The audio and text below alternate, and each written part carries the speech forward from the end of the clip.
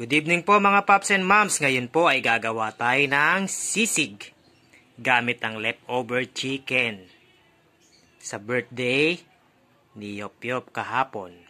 Let's do it! Let's do it!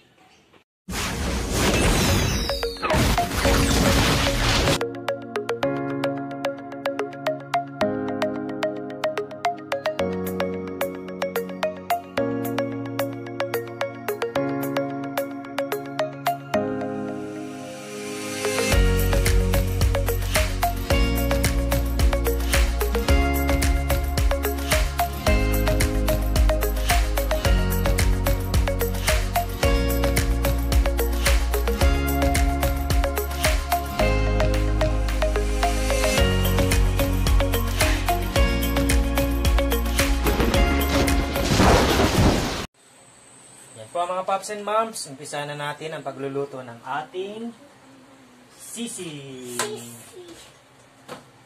Naglagay po tayo ng onion.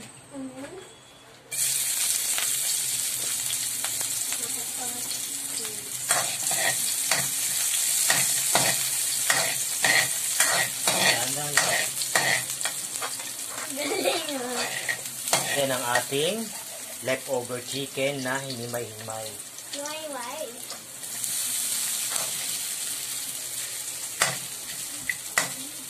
At ang ating hotdog. Hotdog. Wow, sarap yan.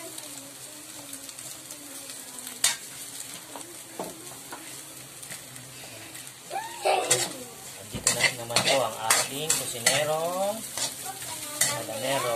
Pag kulang po sa mantika, pwede tayong magdagdag ng mantika o oil. Then, sunod natin ang ating soy sauce. Soy sauce? Una! Wait lang ito.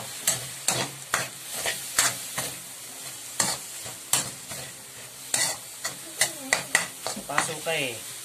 Sige, yan po ang ating kusinerong pakalamero. Yan ang ating seasoning.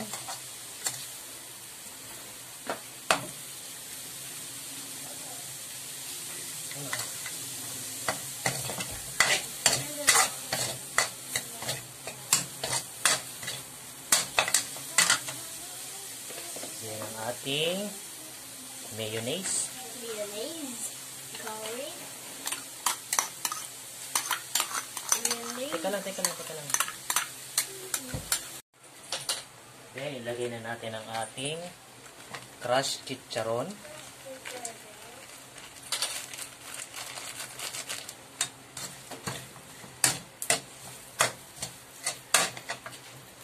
Then ang ating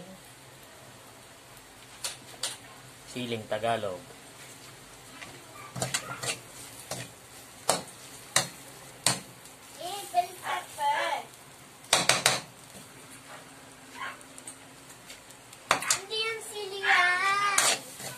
Po mga paps, ganyan lang po kasimple ang paggawa ng ating sisig. So pwede na natin siyang hanguin at i-serve. Eto na po ang ating chicken sisig gamit ang ating leftover chicken. Let's eat na, Yop!